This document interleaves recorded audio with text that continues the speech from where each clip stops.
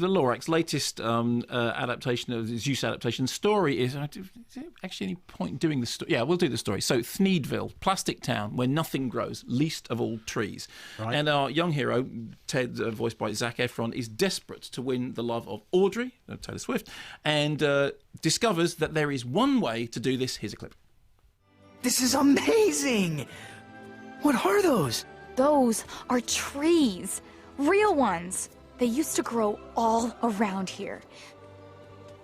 And people said that the touch of their tufts was softer than anything, even silk.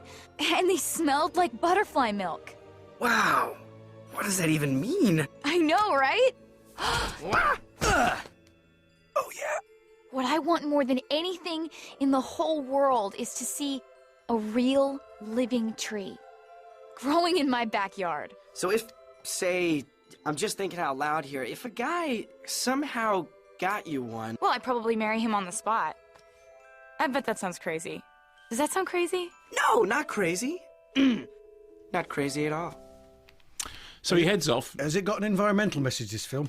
Did you pick that up? Did you? I'm just wondering. This film criticism is coming to you. You're taking to it like a duck to water. Yes, there is an environmental subject. So he heads off in search of the Onceler, who apparently holds the key to the disappearance of the trees, and then we get the whole story about how the Onceler, through making Thneeds, led to the decimation of the forests, and therefore the Lorax disappearing. The Lorax who speaks, I am the Lorax and I speak for the trees. And Danny DeVito's in there, Ed Helms. I mean, very good voice artists, and of course Zac Efron, for whom I have an infinite soft spot, and it's almost to the point that there's almost anything with. Yes, you're a High School Musical fan, aren't you? I am. I took my children with a friend to see that. And, to see which one? The third one. The third one, yeah. And the pair of us cried in the cinema at the end. But cried properly, didn't cry ironically. No, wept. Properly. Yes, wept. Good. Excellent. Wept for the passing of youth. Yeah, I think it's... And all that stuff. You're being so deadpan now, I can't tell whether you're taking it good. Quite seriously, my daughter, my eldest looked at me and, what are you doing? Oh, I thought it was... I think they It's beautiful. That third film is beautiful. Yes, I agree. Because they all vow to be friends forever, and they're not going to be. No, but it doesn't matter because it's done well. The dancing's great, and I think he's a really interesting actor. But we're not reviewing that. The problem with Dr. Suess's The Lorax is this film opened in the US in March when I was over there when I went to the Hunger Games premiere in Boston, and this was literally just opening side by side with it. So there's this strange feeling about this is kind of old news now, the fact that it's coming out. There used to be the case that movies would open in America and then it would be 6-9 months before they'd open in the EU. Nowadays, we're used to everything opening pretty much day and date, or maybe a week or so later. And I was wondering, whilst thinking about this, whether or not what makes it seem like old news is because actually it's been out in the world for 4 months, or whether it was just that it would seem like old news whenever it was that you saw it. And I think the answer is it would seem like old news whenever it was that you saw it, because the problem is it is so indistinct and so lacking in edge that you get the feeling, even as watching it for the first time, that you have seen all this before. I mean, the problem with if you're doing any of these adaptations is it's very hard to get the strangeness of that language, the strangeness of that poetry, the strangeness of the line drawings animated in a way which somehow reflects the source.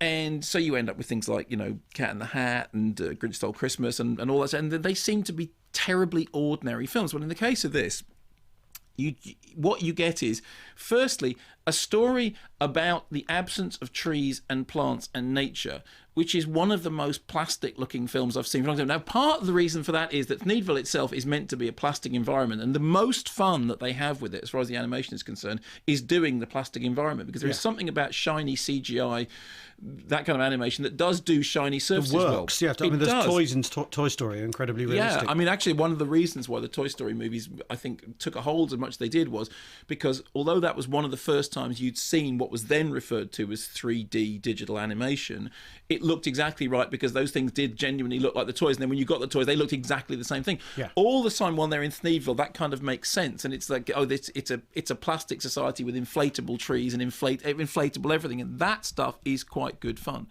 But then after that, it's just like, yeah, fine. And with exactly what you said about, is there an environmental message? Yeah, there is an environmental message. The environmental message is, you mustn't knock down trees because if you do, the air will cease to be made. As we came out of this screening, and it's not terrible, it's not awful. I'm sure perfectly passable. 90 minutes in the cinema with, I have to say, a fairly undemanding audience. As we came out, other members of the critical fraternity were having an argument which went, well, if all the trees had gone away and the guy who made all the trees go away, how was he getting the oxygen that he was selling? And they were starting to do the thing about factually picking the film apart. Right, you go, I'm sorry, if you've got to the point that you are actually genuinely wondering what is now generating the oxygen in a world without trees, that means the thing isn't working because it's meant to be taken as a kind of, general... It's a fable. Exactly, it's a fable. General story is be nice to nature and nature will be nice to you. But if you get down to the thing going, hold on a minute, that doesn't hold water scientifically, artificial water, since we mention it, you think essentially it's not gripping. And when these things are done the best, and particularly with the sources, it is possible for those source stories, those rhymes to work no matter what age you are. And it isn't just enough to go, well, it's fine and it's a kid's film and there are some sort of knockabout slapstick chase sequences and that's perfectly fine. The only thing you really need to know is that it cost 70 million. It's taken 313 million so far. Ice Age 4 cost 100 million and it's taken 545 million. So in answer to the, why is it that the reason is because people go to them. Yeah, but the irony of it is that for a film which is so overtly about the environment and about nature and about letting things grow and about getting your hand in the dirt, the whole thing is we can't have trees because trees come from dirt, right? You have to get muddy to do that. The whole idea of a film which celebrates all that stuff while being the most incredible toothpaste, production line, what they call them, cookie cutter movies, yeah.